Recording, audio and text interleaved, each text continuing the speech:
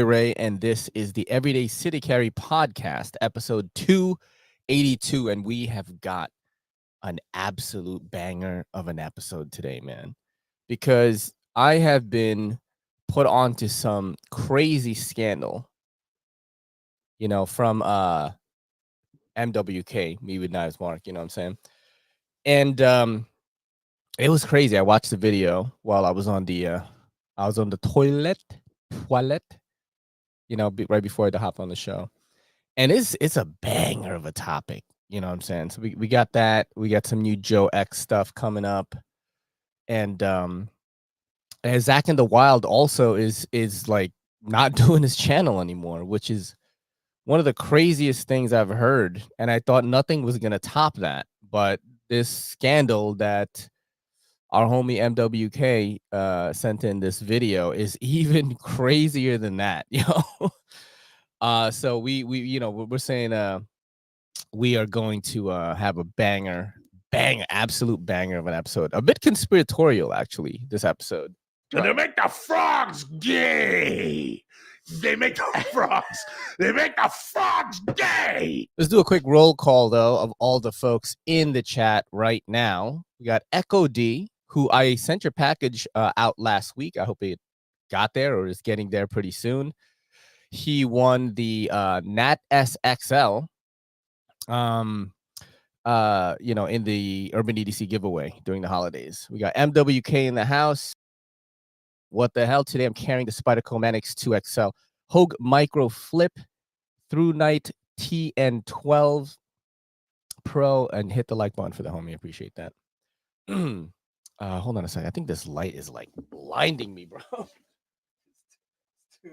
too much. I'm like, that thing is in my face. It's in my face, man. Let me move this a little bit. Boop. But yeah, man, as you can see, we're getting ready with the baby. The baby's coming. And I guess I never announced this live before. Drop a like for the homie and a comment right now. Congratulations, comment on this video. Because your boy's going to be a father, man. On Monday at 11 a.m., my daughter, Amelia Rose, will be born. You know what I'm saying? And I guess you should prepare yourselves for the, posts of me, saying like, yo, my latest design dropped today. My first design with Kelly. Kelly's the OEM, made in the USA. My baby, dropping a day at 11, like stuff like that. But yeah, she's going to be born on Monday at 11. We got the date finally. We're going through pre-surgical testing or whatever it's called today. So that's really exciting. And I'm still gonna keep the channel up. I don't know how I'm going to approach live shows just yet. I'm pretty sure on Monday it's not happening. You know what I'm saying? I'm almost certain of it. And Wednesday, I don't know what's gonna happen. I'm not gonna lie. I don't know what's gonna happen. I have to play it by ear and see what happens, because I'm gonna be in the hospital for about 3 to 4 days because Kelly's having a C-section. So, I'm gonna be kind of just playing it by ear. I will still be posting and making content, of course, because your boy's a machine. I'm always doing that. So, yeah, your boy posts on Christmas. So I'm just a crazy guy like that. But let's keep going down with the roll call. Just wanted to make that quick announcement in case I forget, because I ramble on and my ADHD just gets its way with me and I forget things all the time. And y'all have been such a big part of this process, the whole pregnancy. You guys have been there for support. And I'm just very open with my life to my audience, It's like I just treat everybody like fam. If you got a nice laid back and chill vibe, this is the place for you. And we talk about a lot of stuff, and I just always keep you guys included and updated on what's going on with me. And that's the latest thing, the little big thing, man. I'm gonna be a dad. Let's keep going down with the roll call. We got Matt Hoff. Good morning, nerds. Don't know what I'm carrying yet, but I did order a new knife yesterday, the American Blade Works Model 1 V6. I love American Blade Works. They are I would say like a pretty affordable USA made maker, and that's super important. You got the Mark H in the house. Brandon Sutton. We got Branch. Yo, what's up, Branch? Branch McCracken in the house right now. Ended up with the ZT0640 and JWK Venom Jack, says the Matt Hoff. I am carrying the new one, the new from the Vosteed, the Thornton, designed by fellow content creator Wayne Sharp World. It is a fidget banger, dude. This thing is it's one of those button locks that are very effortless in their flippage. You know what I mean? So there should be a category of you know, EDC pocket knives that cater to knives you would use to watch a movie at home. You know what I mean? Or you would use to watch a TV show. Because, you know, a lot of us have this tick with our hands and we always have to flip something. And this is one of those knives that you could flip and, you know, flick without thinking about it, without hurting yourself. And you could just do this pretty much and watch Avengers Endgame in its entirety, and you'll be like chilling. You don't have a lot of hand fatigue. That is one of the things I'm going to say about this right now. I will drop a video about it, a few videos actually. But shout out to Vosteed for sending me this one. It's another banger from them, you know, just another absolute bang. Vosteed, they got their lineup is crazy good. They have a bunch of affordable stuff, you know, more expensive stuff, but always bangers. We got the Matt Hoff. It says Magnacut Madness. Just ordered a Magnacut ABW model 1V6. Dude, this Magnacut thing is insane. So I know Matt Hoff, you probably have to go, but definitely check out at least the video that I watch here with everyone about it, because it shocked me, bro. It shocked me because it involves CPM. So it's insane. All right, so we're going to keep going down. And see who else is in here. We got the Fook Doozle in the house, my homie Fox. That's New York City Fox, MTA King. We've got, who else is in here? Chuck It. What's up, Chuck It? Says, Mernon, I've had a few Magnacut knives, but it was the early days when it was done pretty soft. I'm not too sure, actually, on what's correct, because like so many people think it should be 60 to 63 to 64. You know, honestly, me, you know, I'm not an HRC boy. You know that. I am not. I'm not part of the HRC police. You know what I'm saying? HRC gate does not concern me. A box cutter. You know what I'm saying? A box and tape cutter. I don't give a fuck, really, because I am not a hard user. So I do not speak on topics that do not concern me. So I'm not an HRC boy. So I don't have a, you know, a stake on which side is right. Like, no, it should be 59. No, it should be higher. Like, I don't know. I ain't got no idea. So leave me out of it. You know what I'm saying? I just match my knives with my sneakers. You know what I mean? Like, you know what I'm saying? And speaking of that, if you guys didn't check out my post yesterday, your boy got the new kicks, man. Your boy got the new friggin' kicks, bro. And I am excited. I've been wearing them for 2 days. And I have got a new EDC kit to build, man. The red one, actually, the red and black one that I asked you guys to help me on the last time. I'm gonna make a video about that too, because you know, you guys know I bought the CVV Cubit, and for the black and red acid wash, they're like the why am I blanking on this? They're dunks, but they're like 1985s, I think. But yeah, man. So I got these yesterday. Let's check this out real quick, and I'll continue on with the roll call before I forget about it. These are the Nike SB Dunk candy corns.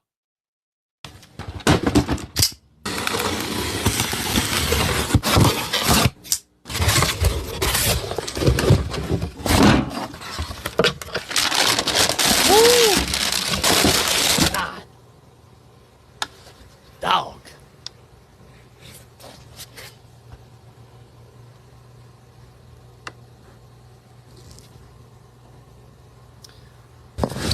That's so dope.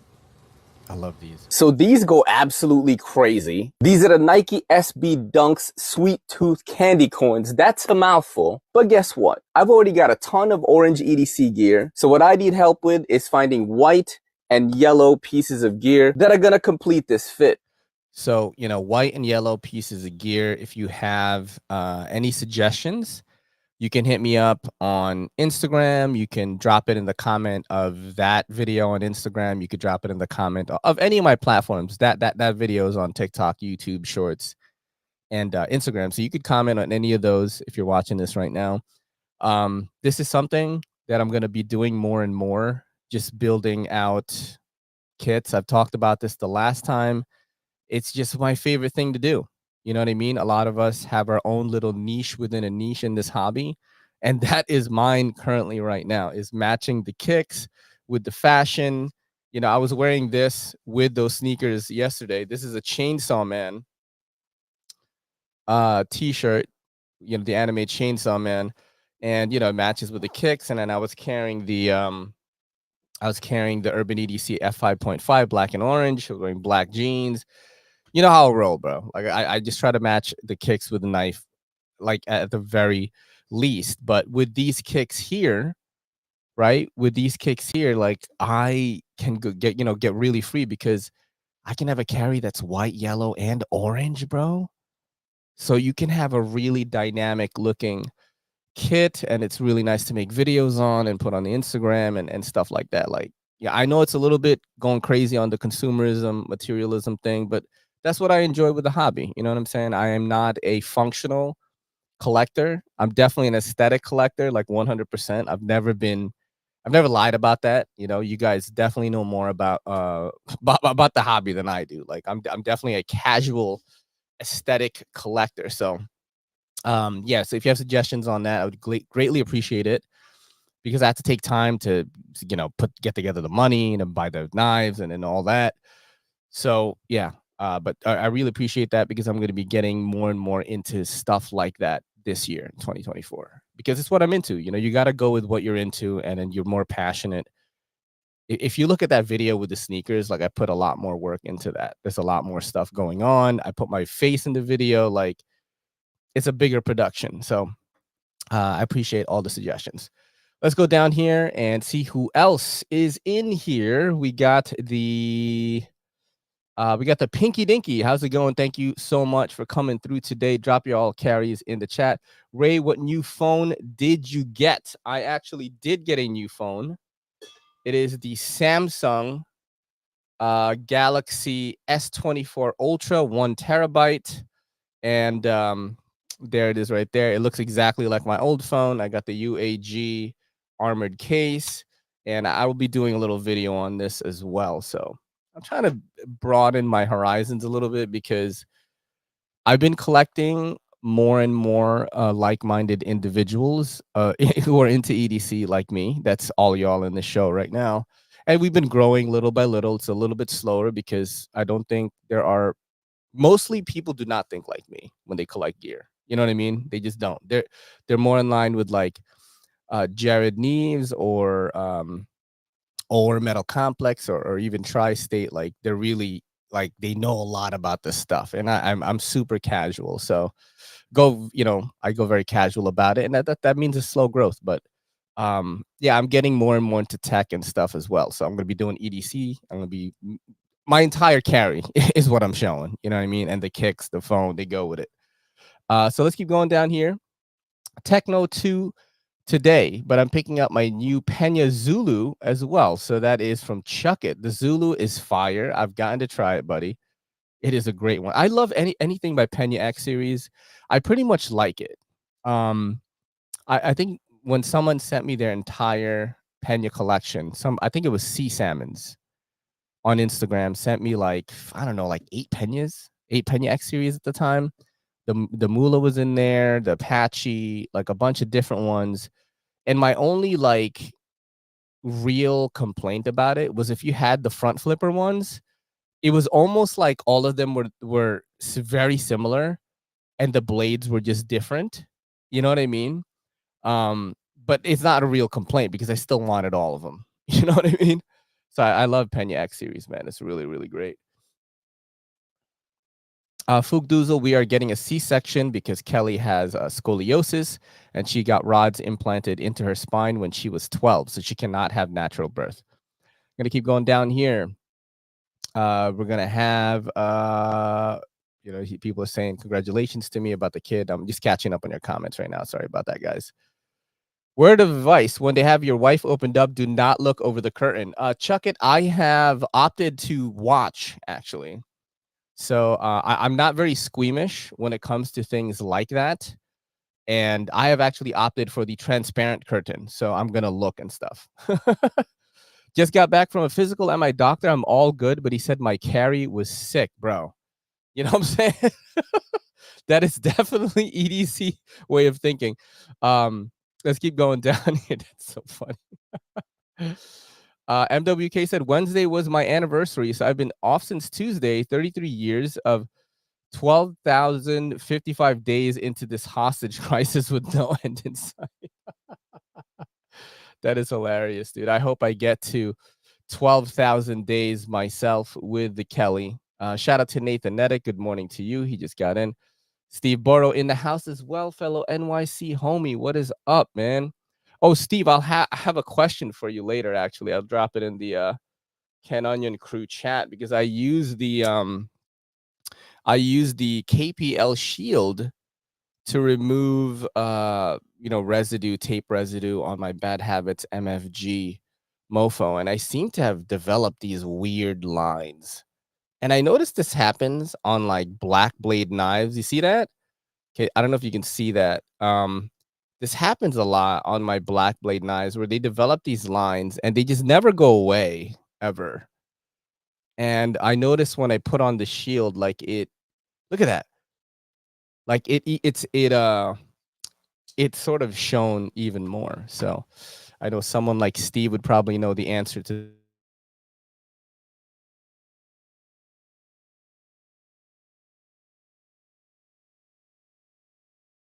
All right, let's go down further. I'm going to go quick one. Boom.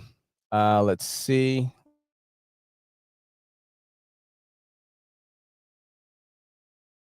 I've circled all the way past serious and back to casual. I went kind of semi-serious where I was very spec heavy for a little bit in the beginning of the channel. And now I kind of, I kind of don't, I'm just more casual about it. Like I love the hobby. I love seeing new gear. Like I absolutely love it. It's one of the biggest thrills in my life is fucking opening a package from like a brand or something. So, but I'm just not, I don't get too deep in the beans, bro. You know what I'm saying? I don't get deep in the beans when it comes to like the gear and stuff. And if I have questions, I just ask my friends because a lot of you are very knowledgeable anyway. And I don't get deep in the beans. And what I mean by that is, and I got this from comedian Chris D'Elia, 7-layer dip, right? The beans are always on the bottom. I don't get deep in the beans, bro, when it comes to the hobby. Like I'm just kind of like at the top layer and I'm scooping the nachos, That's it. I don't get deep in the beans with the hobby because like I'm into too many things. So I like know a little bit about each thing. That's the kind of guy I am. I have 5 X series of a little later today. You have 5 X series. That total. That's pretty awesome. I need more. I need one. Let's see what Marty said here. I love how that's the line in medicine. Any other day, you'd get tased for trying to go into the OR. But if you're having a kid, it's like, want to watch this shit? We made a special current. Yeah, actually, the surgeon who is performing the C-section is like one of the best in New York City. C-sections are usually very quick, 15 to 20 minutes. This guy takes about an hour and 30 minutes. But like he showed us his work and there's like no scar. You can't even see it. You know what I mean? So we of course went with that guy because women care about their bodies quite a bit. Like you and I can get scarred. I have scars all over my body. I've got cigarette burns, I got stab wounds, I got like everything.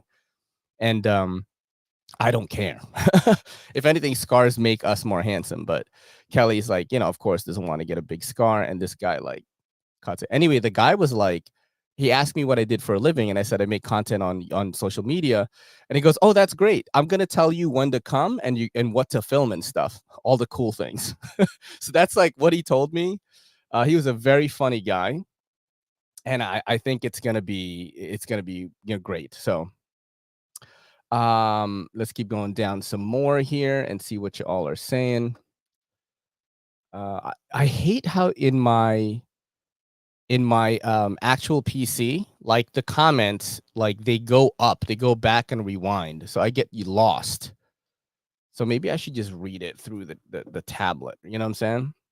What's up, Greg Vanderlip? Thank you for coming through. Appreciate that. And let's see. Marty is carrying, currently nude, just took a shower. Holy crap. But carrying the dark mode duo today, Deca and Mash. That's fire, bro. I saw that Original Goat launched that Deca on Blade Binge. Everyone, please grab that Blade Binge Deca. I do love the Hogue Deca, especially with the Original Goat scales, and they've got a nice one. They got a nice one on Blade Binge right now. Let's keep going down. I have a scarf, a scarf from Bokor Kalashnikov. I still don't know how I feel about that badge of knife honor. We got Chicago 23 in the house as well. Dude, I'm glad you're here because we have got a banger. We've got some conspiratorial type stuff today. Indeed. And they make the frogs gay. They make the frogs gay. So I have chatted long enough here.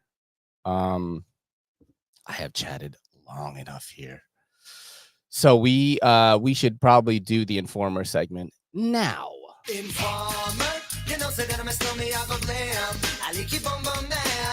Shout out to MWK for putting this to my attention. As I said earlier on the show, I watched this in the crapper, and man, it is a topic that I want to watch with the homies 100% right now, because this is absolutely insane. Has to do with Crucible and this one channel here, Survive with an exclamation point. And I've never heard of this channel before. But it's some pretty interesting stuff, dude. And you are gonna I'm sure you all are gonna enjoy this. We're probably gonna watch this in its entirety, but let's check it out, okay? Hey everybody. Well, this story is getting real strange now. Niagara Specialty Metals absolutely will not send our samples back for an independent evaluation. So I'm going to start this off by giving some backstory here, and you know, we'll come into this. But originally, some of you guys remember the post or the story we did on Instagram. As we were coming across things on the Blanchard grinder and in finishing, there were some voids we were finding at multiple steps of our production process. We sent samples off to Niagara Specialty Metals for a warranty evaluation and to come to a determination of what that was. I never heard anything back until I started blowing their shit up over on YouTube here and airing out some of their internal emails. So at that point, they had an attorney reach out to engage with us over alleged defects. And again, this part's gonna be hearsay because it was a phone call conversation, but their attorney, Paul Nesper, over at Giacomo and whatever, offered us $15,000. I said that is absolutely unacceptable. And I missed a phone call where I believe they were trying to re-engage with another offer. But as you can see, last week I had a counter offer over the weekend there of just them getting all the CPM off my floor. They were indicating they didn't want me to talk about these things anymore. That's weird. That's weird. Tell me more about that, right? What the hell? So that was my counter offer. I think when they saw how many blades there are, they weren't super into that offer. So Monday morning, I got a follow-up email from their attorney. They magically had reports that indicates that this is somehow our fault at all these different steps in production. I was initially a little defeated, like, damn, again, you know, there's another denied claim. But at that point in time, I said, all right, we'll send my samples back or pay me the agreed upon amount for the samples. Bob Chavala over there said, sure, no problem, we'll send the samples back. So I thought, cool, the samples are coming back at least. I can talk more about it. But while I was running, I had a new thought. I was like, well, they said, okay, there's reports that they're using to deny a claim. So I do want my samples back, definitely. So I sent an email back to their attorney and asked them to please also furnish the report along with the samples so I can have an independent evaluation done to see how they came to this determination and reconfirm their findings. At that point, their attorney re-engaged with me to say he's advising his client just pay us the $900 for the 9 samples we sent in. It was that little box of samples. So that's starting to tell me a story. So since then, demanded 3 times to have my samples back, that my samples are not for sale. I want my samples back and I want the report. I just got an email last night from Bob Shabal up there, and he said, hey, don't worry, the check is in the mail. So at this point, I know they're absolutely not going to send the samples back for an independent evaluation. And it also doesn't look like they're going to share this mystery report that indicates this is somehow our fault at these different process stations. So yeah, I was really mad, but I had a friend calm me down. They have a little more experience in this matter. So I believe what's going on is they are absolutely trying to draw me into some kind of litigation where they can gag me and suppress me so that I can't talk about these things while there's proceedings happening. So at this point, Bob, Paul over there, Giacomo, or all the dames, I am absolutely not going to pursue litigation. We are going to talk about this. We're going to keep this out in the daylight. So I have a new plan this morning after talking to some people. We are going to continue to collect Magnacut samples at each station as I find them, and we are going to send those to any kind of lab that wants to get involved. If you have the appropriate equipment and resources to pursue this, let's do it. We're going to do destructive testing, non-destructive testing. Let's get all the sciencey stuff involved. The SEMs, let's do topical, let's look inside of the parts, let's look at every aspect of these and find out what these deficiencies are. I had somebody reach out saying, well, the knife industry is a real small segment of what they do. That's, it's not a big thing. There are far-reaching implications to this.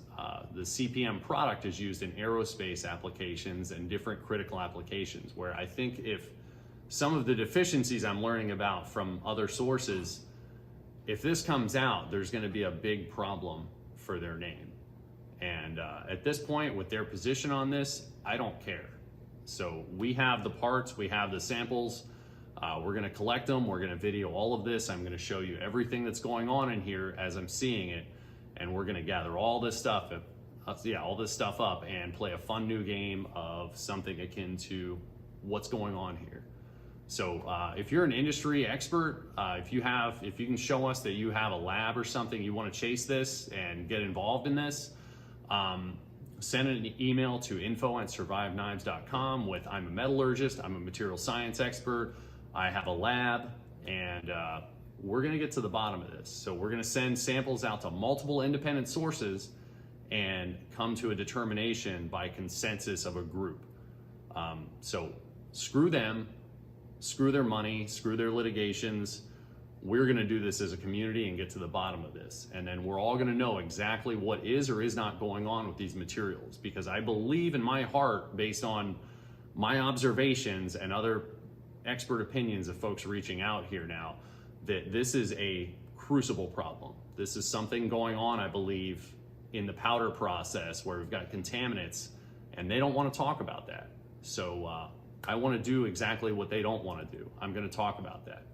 So anyway, I got to get back to work, but I'll give you a better update. I want to consult some people to make sure I'm not going to get jammed up on some sort of technicality by showing off these emails. To me, to them, the case is closed, so I don't see any harm in showing the emails, but they do have a confidentiality statement there. So I just want to consult with some people to make sure I'm not going to get a nasty gram that's also going to shut me up. So I just need to look into that. But if that check arrives, please know, Bob, I'm going to tear that up, and I'm going to tear it up here live on video. So I'm not taking your money. I'm not going to be quiet about this. I'm not going to engage with you in the way that I think you want. So with that said, I hope you guys are having a great day, but stand by.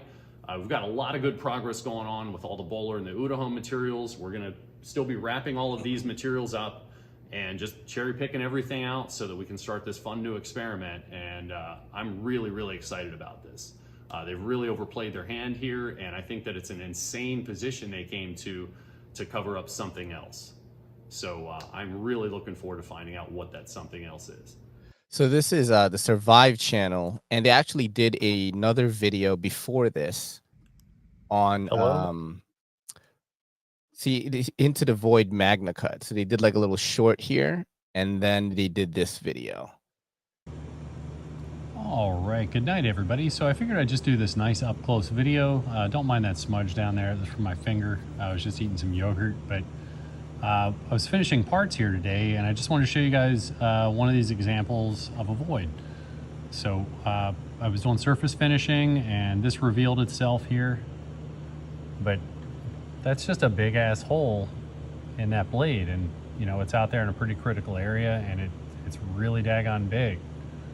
So you know, some people are thinking this is made up or that we're doing this. That's not what's going on here. That's a spot where there was something that's not homogeneous right there, and it came out during my surface prep step here. We put the surface under a little light compressive stress here. This is something done in a lot of different industries. I've done titanium, aluminum also. It's always been fine. But when there's deficiencies in the material, that just blows out of there in finishing. There's just something that wasn't homogeneous there. So that came out, and that's really deep. It kind of looks like a little cave down in there. So this is a sample we're going to send off to an independent lab here and have them run. I just think it's pretty crazy. I mean, people are confused in the chat, and from my understanding of it, right, Survive received a bunch of Magnacut, which they're finishing, right, and then they're finding all these voids and inconsistencies and stuff like that, just like shit that shouldn't be happening. And then they send it to Niagara, which, from what Marty said in the chat, owns Crucible, right? Am I getting this right? Because, you know, y'all know I'm a casual. That's why that's why I brought this to the boys, because the boys know more than me. You know what I'm saying? But I knew it would be an interesting topic for y'all too. This is not some drama where it's like an influencer or a creator fighting with a brand. This is like science, bro. So they're finding all these voids in a lot of the blades, and they sent the samples, and they were like, hey, what's going on? Niagara is like, hey, we tested it, and they got a lawyer involved. And at first they were like, yo, we're going to give you 15 G's and don't talk about this anymore. And then later they were like, nah, it was you guys that fucked up. That's the reason why there are voids in it. Here are all the reasons. We did a report on it. Then Survive is like, I bet. Send me the reports and my samples, because we want to recreate these tests and see and come to the same conclusion as you guys. Which Niagara was like, nah, we ain't gonna do that. That's, you know what that means? And they make the frogs gay. They make the frogs gay. That they make the frogs gay. That's what that means, bro. And I mean, Crucible is fucking big, bro. This is a big, like, this is some crazy shit. And shout out to Me With Knives, Mark, for sending this. Because even to me, like a layman, a very casual person who I know what Magnacut is at surface level, to hear something like this, even for me, like a very casual person in the hobby, is like, holy shit, this is like a big, this is HRC gate, like the true HRC gate. This is the true Magnacut gate now. You know what I'm saying? So it's a pretty crazy one, and I wanted to share it with you guys. So, you know, you can form your own opinions on it, and also like to help these guys out. You know what I mean? The more people that talk about this, the less likely they are going to be bullied. I always hate when, you know, bigger brands try to bully like a creator, or try to, you know, the shit with Transparent Knives and Hinderer, the Liangma, Knives Knives. Like, I don't like people trying to bully other people when they're just telling the truth. Like, I don't like that. So I wanted to bring this to you guys, my audience, so you can, you know, you can basically form your own opinions on it. And also so you could just get the information, because who knows, like some, you know, some lawyers, I mean, Crucible is a big company. They might get some fucking lawyers, and then this information won't be available online anymore. On the Survive channel. So I'm going to drop the link here. That is the link to the actual video we just watched. And if you guys want to check it out again, or just give it some watch time to help them out, like definitely do that, because I think it affects all of us, right? If like the fucking Magnacut going around is like bad, and you know, us as the consumer is like shelling out a ton of money for this stuff, and eventually I think it's going to start going everywhere, right? Because what if this batch was like fucked up or something? I don't know how it works. Again, this is like just coming from a brain of someone who doesn't understand the process.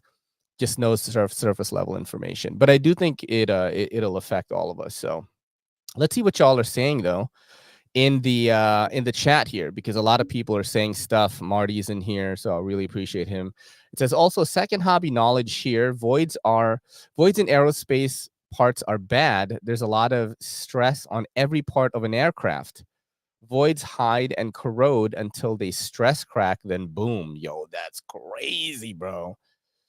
That's crazy. Imagine being on a plane, dog, and they're like, the Magnacut is no good. There's just a crazy guy on the plane. The Magnacut is no good. And then people are like detaining him. You know what I mean? It's the guy from Survive. The Magnacut is no good. Until it's too late, bro. You know what I'm saying? All right, so let's keep going down here.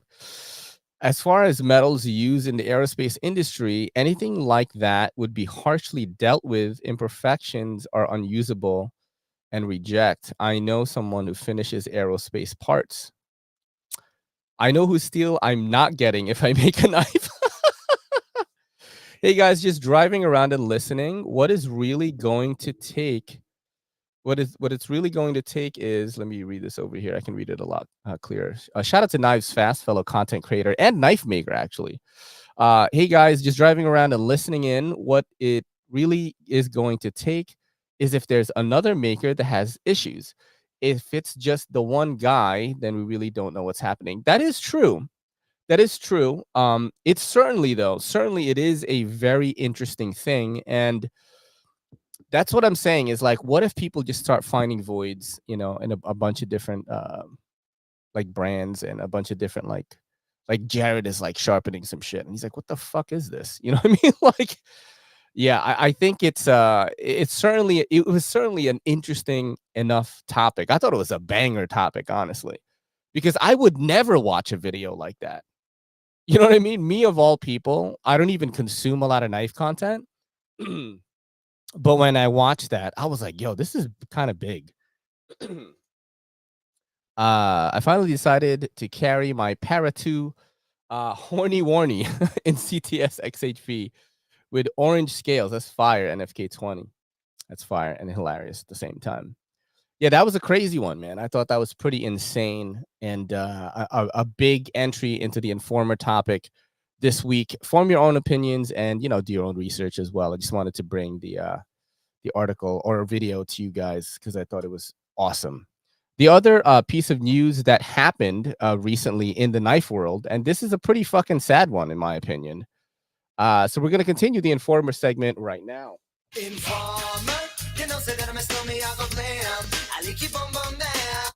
All right, so let's drop the link in here, and this is pretty surprising to me.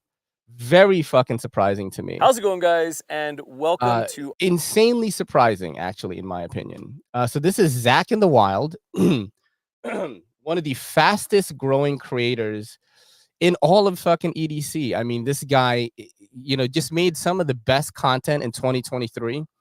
And just making banger after banger of videos, crushing in views, just growing exponentially. He's going to stop his channel. He's like done. He's not going to continue anymore. And the reasons for it just boggle my mind. Like it makes, like, I'm not saying I'm angry about it, but it just, it drives me kind of crazy. I'm not going to lie. Let's watch the video. It's pretty short. How's it going, guys? And welcome to our last video. We've been running at this project for just over 2 years, and it's just kind of finally come to its end. So from the outside, the channel has been just an amazing success. We've grown astronomically over the past few years. You guys have shown up time and time again to watch our videos, and we're super grateful. And the other cool thing is Zach and I, we still like each other. We don't hate each other. So it's not that's not the reason why we're deciding to shut the channel down either. It all just kind of comes down to what makes financial sense for us. When we started this thing, we always knew that a media company in the knife world was never going to pay the bills. That right there, that mentality right there is incorrect. Okay? That mentality is incorrect. I'm going to tell you right now, I am not even a big earner as a content creator, and there is no way in hell that I would go get another job right now and not do this. I could probably maybe make another 10, 15K a year, maybe 20 even, with some of the skills that I've acquired over the years and fucking whatever, like office work, shipping, and all this bullshit, the general office stuff. But I make enough money to eat, bro. You know what I'm saying? I make enough money to eat. I make my own hours. Like, there's just so many fucking positives if you are a creative person in this world today. You know what I mean? Like, and the fact that a channel that has 135,000 followers cannot make money blows my mind. I love their content, by the way. I don't watch a lot of EDC content, but when they come across my feed, I give it a click, I skim through the video, and I'm always like amazed at the script work, the cinematography, the vibe, the feel of their videos. It's one of the best. It's like a staple in the fucking community. And it really made me kind of sad and kind of mad a little bit that they're like, they couldn't make money from it. That is a monetization problem. That is a closed-minded problem. And we kind of had some avenues for different revenue options, and all of them just ended up not panning out. And we always told you guys that this thing would sink or swim on us being authentic with you guys and not shilling and not just selling things to sell things. See, I don't agree with that. I 100% do not agree with that.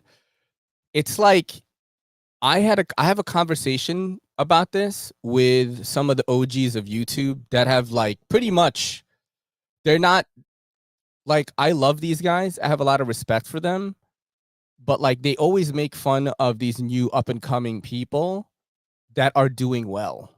I don't understand it. Like, I remember when Tri-State did a video and he was like, he made a bang. It was a post on Instagram or something, and he made a banger video and a picture, and he was like, I made no money from it.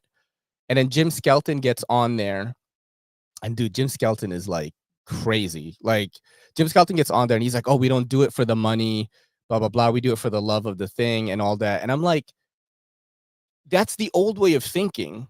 Like, old knife YouTube, nobody fucking made money. Only a select few made money. Today, anyone can make money. Anyone, right? Anyone can feed their family. Anyone can do any of that. Like, literally, if you wanted to, you can do that. I'm going to tell you right now, if you are creative and you are talented enough, you can have a career online. I'm 100% sure of it. 100%. You know what I mean? The average income of a content creator, this is like the very lowest average. This is the average income is $50,000. If you think about, like, would I rather do that or go work retail? I would rather fucking make content. Like, you know what I'm saying? The amount of EDC content creators that make over 6 figures, you would be fucking surprised. You would be surprised, bro. You would be surprised at how many people can make money like that. I understand. I thought about this as well, that their projects are super huge. Like, they travel, they probably pay a team, they probably have editors. They didn't want to, quote unquote, chill out. And I'm like, it's so making money to support your own business is shilling out. Like, I don't understand that. I've never understood that mentality. It's like, as a creator, you're supposed to fucking starve. Like, people actually expect that. Not anyone in this chat. I've talked about this topic so many times. I feel very strongly about it. Are we supposed to not eat and just make videos for free? Those days are over. Like, social media, YouTube has given us avenues to make money.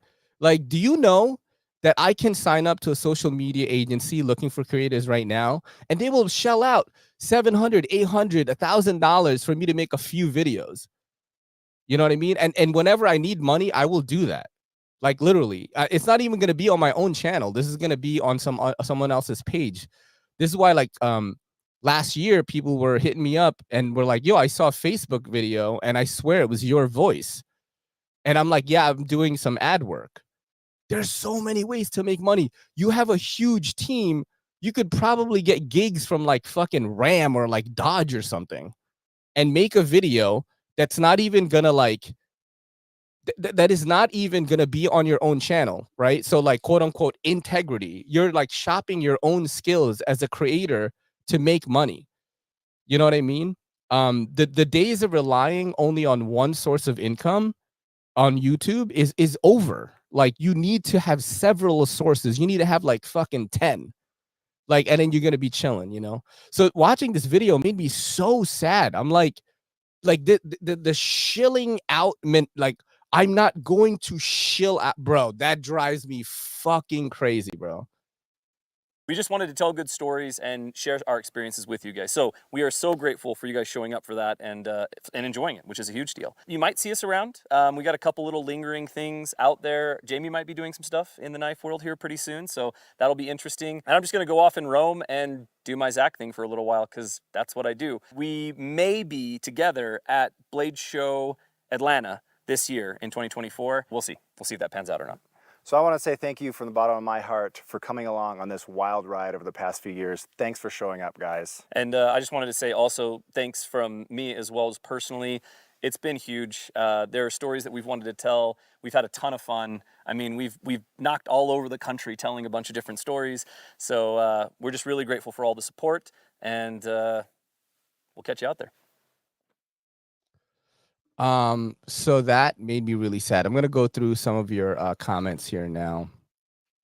So we've got some few comments here. We have something from Marty. Hold on, it went back up again and it's confused the shit out of me. I fucking hate this thing.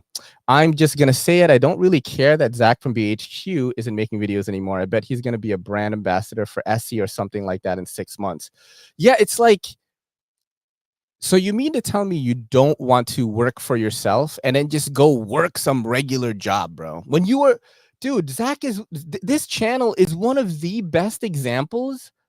I used to use this channel as an example of like what you should be doing as a creator. You know what I mean? Like they just make amazing videos. Like that Bowie video that's on here, this one right here. This video is fucking amazing. Like this history shit. You guys remember this? You guys watched this? When you hear the words Bowie knife, chances are a burly frontiersman in buckskin or a rowdy cowboy pops into your head carrying a knife similar to this. Or if you have your own knife collection, maybe something a little more modern like these. But what if I told you that James Bowie, the man the knife is named after, actually carried something a lot more similar to this? Jim Bowie, Jim Bowie. Much of what we think we know about the Bowie knife is steeped in a lot of tall tales, aged retellings, historical liberties, and Hollywood magic. Even in the... You see what I'm saying, though? Like, we need this type of content in fucking EDC. Like, we need that shit because that style will pull more people into our very small hobby. And it'll make us bigger, it'll make us grow, evolve, which is what you want to do. You don't want something to fucking go stale and die. Like, you know what I mean? And I was just really, I was like, man, like, I don't know Zach personally. I've watched him in Blade HQ. You know, I love the original crew with Ben Peterson. You know what I'm saying? What is up, guys? That's my era of Blade HQ. I actually stopped watching the Blade HQ stuff after Ben left. I really just didn't watch it anymore. But after Ben left, not Ben, after Zach like went off on his own and started doing his own thing, it made me happy to see him like rise. I was like, fuck yeah, bro. You know what I mean? And he was kind of like one of these examples, you know, something to aspire to as a creator is to like get that level of success. Meanwhile, like they weren't making enough to cover what they were doing. So that tells me that's like a structural issue, right? Because most of this stuff you could do by yourself. I mean, you don't need, I guess if you only want to make big videos, you know, you might high risk, high reward, I guess. You know what I'm saying? You know, because I know people right now that have the lowest, I'm talking about like, I have way more tech than them and they make so much more money than me. You know what I mean? Like, I'm telling you right now, there is there's a lot of ways to fucking make money on YouTube and on social media. So many ways. But like I think EDC creators and even a lot of like just regular people, if you're not like in the trenches and in the game, like you have no idea. My brother started a pickleball brand, I think a year ago, maybe almost a year and a half ago. He's making money from making pickleball videos, like from Facebook of all places. If you actually like take the time to study where to make money online and you are creative and you're also talented, because sometimes like maybe you're not talented enough to do it, and like that's why. But if you even have some talent and some drive and you stay consistent, you can fucking make money, dude. You put in 5-10 years, you're gonna be making 6 figures. And then what? Like you're making your own hours. Listen, I'm gonna be able to be with my daughter her whole time growing up because I have this career.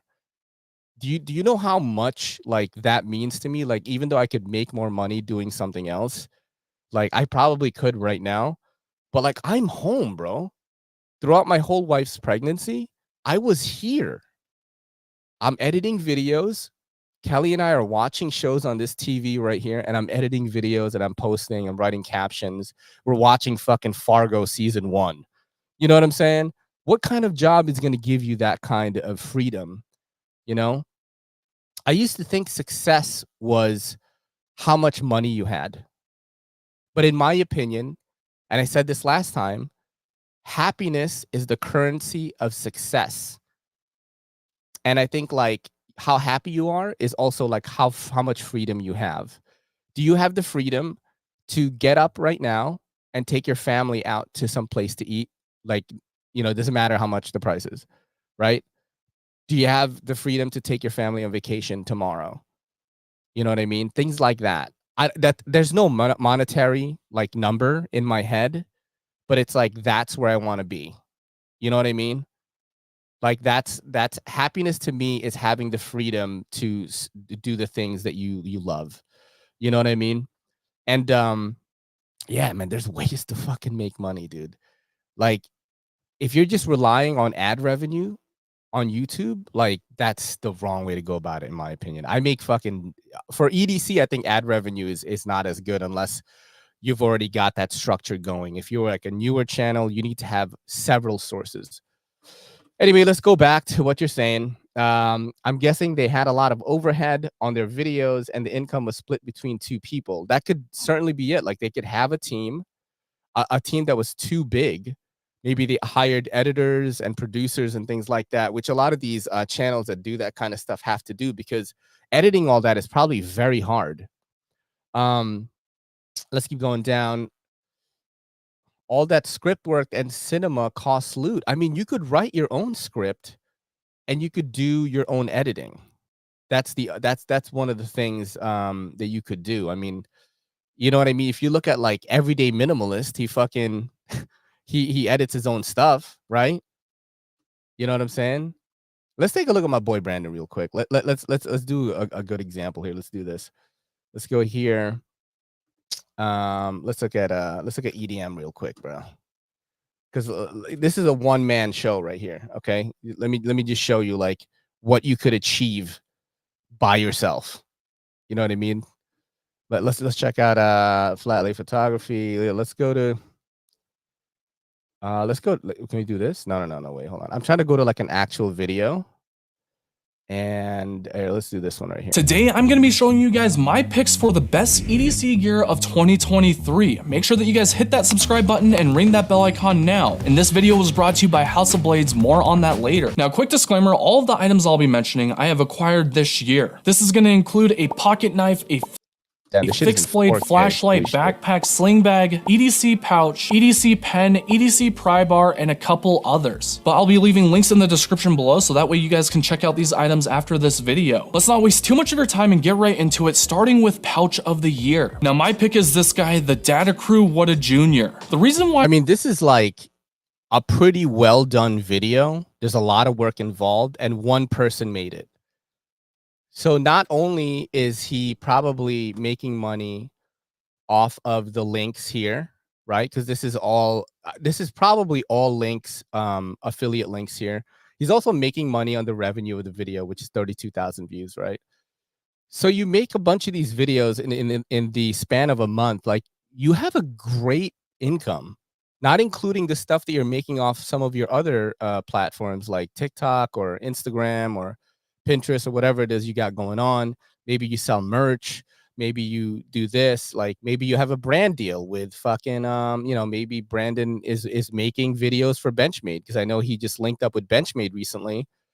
And you're doing that. Brand deals are definitely a thing, like in EDC. Like, look, he did the thing with If you guys Benchmade watch here. until the end of He's this, got the Benchmade guy. He's got the logo in the back. My boy making moves. You know what I'm saying? There's ways to make money, bro. There's ways to make money. It made me really. I'm like, yo, you have 135,000 subscribers on YouTube, the hardest platform to grow on, and then you're just gonna say like, yo, peace. Like, it's crazy. It's crazy in my opinion. Let's keep going down and see what y'all are saying. Just imagine Ben, Zach, Jamie, and Kurt were all at Blade HQ at the same time. I think Blade HQ would be astronomical, bro. Imagine Ben, right? Imagine Ben was still there, and then Zach would be like the outdoors guy. Like, they would just be like, oh, now we're gonna go. It kind of like almost like news, but not really. Like, oh, now we're gonna check in with Zach. He's in the fucking desert right now with with the new Chavez Redemption 229 to see if the dust will affect the kick stop or some shit. You know what I mean? And they would do stuff like that. It would be unstoppable. I mean, they're still unstoppable, but you know what I'm saying, though, right?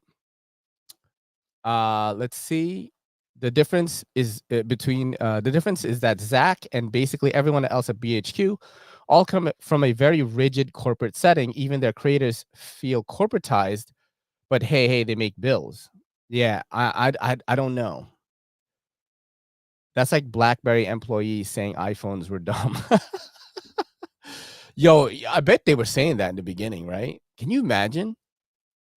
Did you guys have the first iPhone or the first Android? I know I think I had like the Galaxy 2. I forgot if there was a Galaxy 2 or not, but I definitely had the Galaxy 4. I'm pretty sure I had the 2, man. I'm pretty sure I did. I had like one of the earlier smartphones for sure. I had the iPhone 3GS, the first time iPhone did 3G, I think. I definitely had that. Let's keep going down here. I worked retail, and I'd rather scratch my balls with a chainsaw before returning to retail. Dude, I worked retail before I did this job. And I've worked retail when I was younger. You guys know I was working at a family-owned shop, Alias CBD, which my family doesn't do anymore. But I was working there for 4 years while trying to build this channel up. So, I definitely would rather be doing this. You know what I mean? I definitely make more money doing this than there. Let's see. I wouldn't be able to go full-time for sure. Not close, tough, but doable. So in my opinion is this, like, I give up certain luxuries to be able to do this. Like, for example, I don't buy any knives. I've only bought knives when I went to Blade Show, really. I haven't bought anything. So if you think about the money I saved with that, like, even the sneakers that I bought, the sneakers that I showed earlier on this live show, those sneakers were $90. They were 120 plus retail.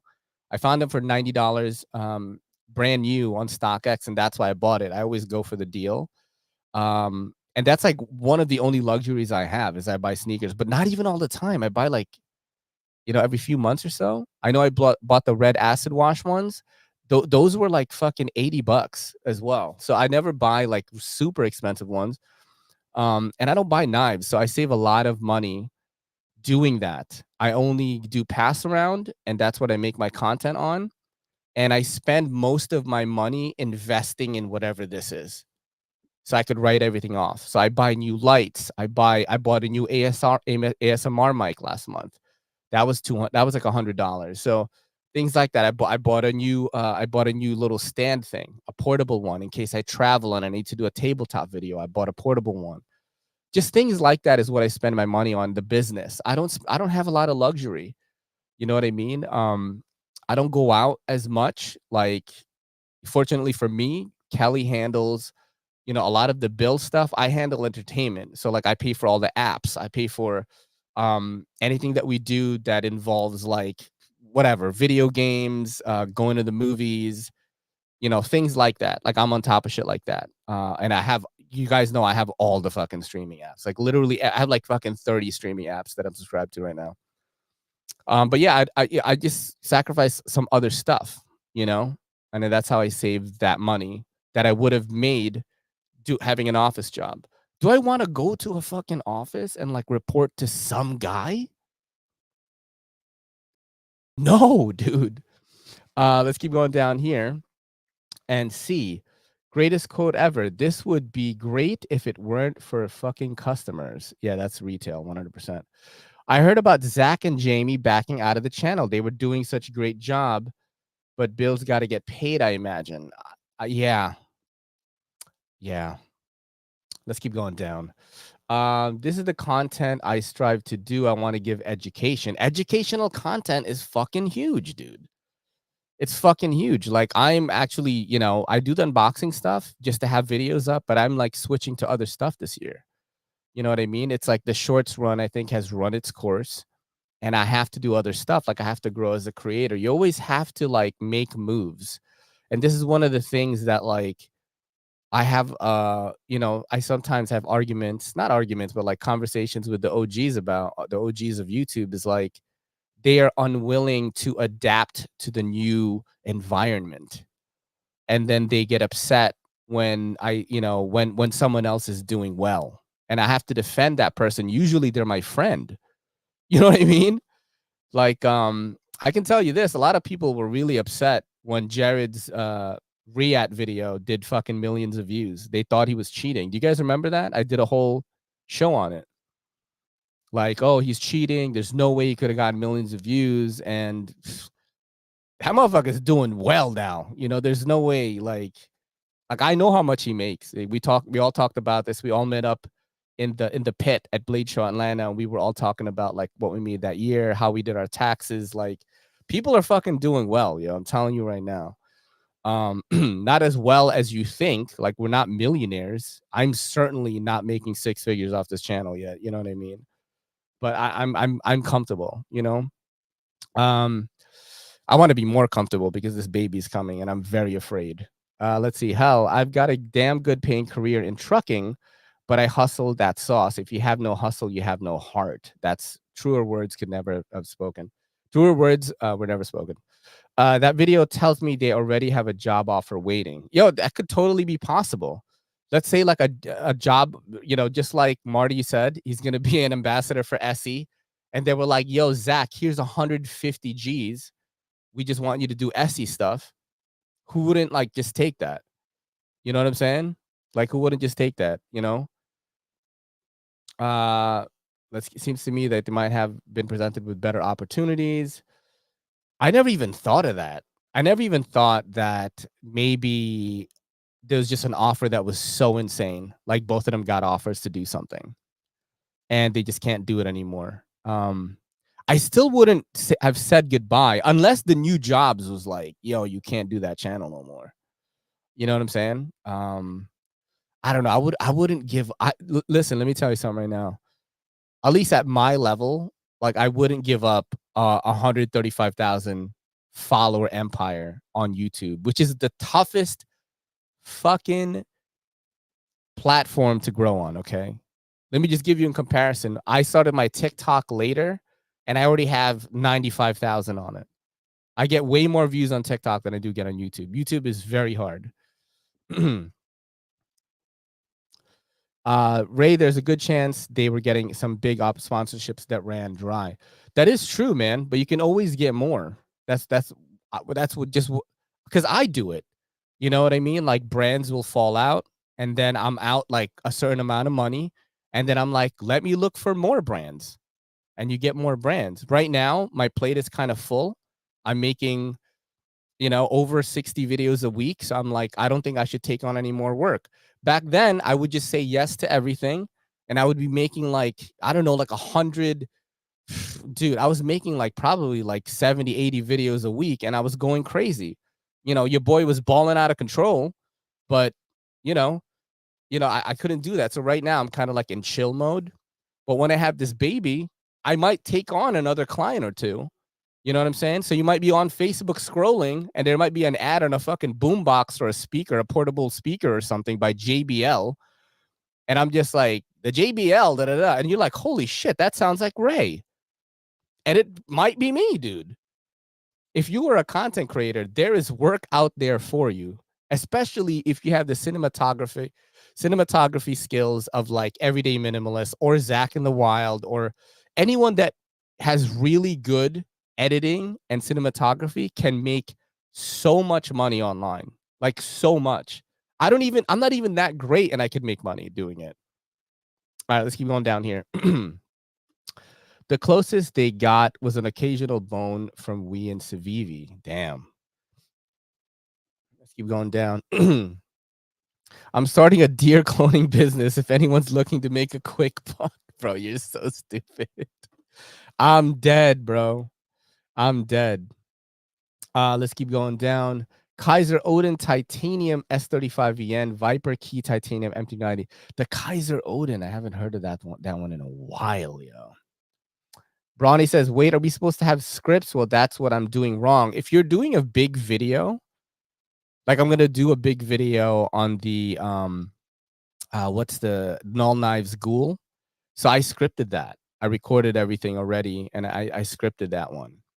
So I do a talking video like this first, and I script it because I don't want to forget to talk about something. But if it's a short video, I usually don't, you know?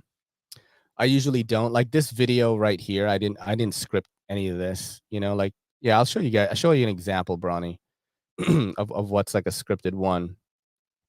So like this video here, I actually did kind of script it. Would you pay over $700 for this knife right here? I think it's worth it. Let me explain though. I know you're looking at this and you're wondering, is that a Benchmade 940? And the answer is, yes, it is. Kind of. Now, Benchmade 940 has the same scale pattern, but the blade, this is something different, man. You could check out the Benchmade 940 on Blade HQ right now. The base model is $207. It's got a crossbar lock that it usually needs some break-in time, but I think my boy broke this one in already because this is fidgety AF, as you can see right here. Now the scales, they are aftermarket. That is actually scripted. Like I wrote a little something and I was reading it off my screen. Like I would read it and then look at the camera, then read it, then look at the camera. I'm terrible at memorizing stuff, so that's how I do it. But the reason why I make a script is if I want to go deep dive on something. Now, if I'm just like gonna talk bullshit about some stuff, like this one is not scripted. $525 for a pocket knife. This is the Brian Brown Knives Jaeger M. This one too. That one is scripted. This one is not scripted. The sneaker one I showed earlier. This is not scripted.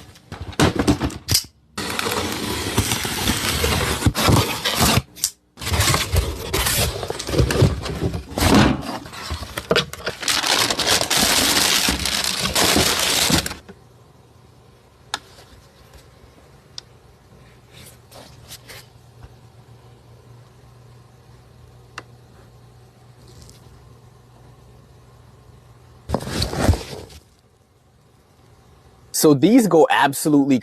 See, like this, if I can even tell, but just by watching myself, to me, it already sounds more natural. I did not script this. Crazy. These are the Nike SB Dunks Sweet Tooth Candy Coins. That's a mouthful. But guess what? I've already got a ton of orange EDC gear. So what I need help with is finding white and yellow pieces of gear that are going to complete this fit. Drop your suggestions in the comments. Oh, snap. I just see my boy Jared is in here. That's awesome, dude. Let's see what you guys are saying, because you don't always record everything in the order that it's seen. That is correct. I usually record the talking part first, and then I will just record the B-roll, which is the stuff that you splice in later. And I'm trying to do more stuff like that. It's actually more fun to make those, honestly, than to make the shorts, the unboxing stuff. It's just way more fun. And shout out to Knives Knives for being 90% is all off the cuff, very in-depth videos. I do talking points. I can put them in order. True that, bro. Because you're going to forget, man. You know, you're a human being, and you're going to forget, like, what some things are that you're supposed to talk about. That's just how it is. Shout out to Jared, by the way. I sent him I sent him a chef's knife and some protein chips, which I hope you enjoyed, buddy. Those are my favorite chips right now. They're from Quest. They're about 19 to 20 grams of protein per bag at 150 calories only. So those are the chips that I eat right now.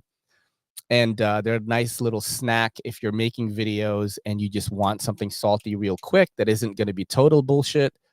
That's what I eat. But I sent Jared a chef's knife to sharpen for me that my stepdad like ruined, bro. Like he absolutely just ruined it. It's crazy. I just looked at the time and it is 9:15. I actually have to go right now, which sucks because I think the chat is finally starting to come alive. I have an appointment for the baby at 11, and shout out to you guys for being here for the process of that. Monday morning, my first design is dropping, bro. My first design is dropping on Monday morning, 11 a.m. USA made. The OEM is Kelly. This is a Kelly and Ray design, right? My daughter's going to be born, so expect a lot of posts about that.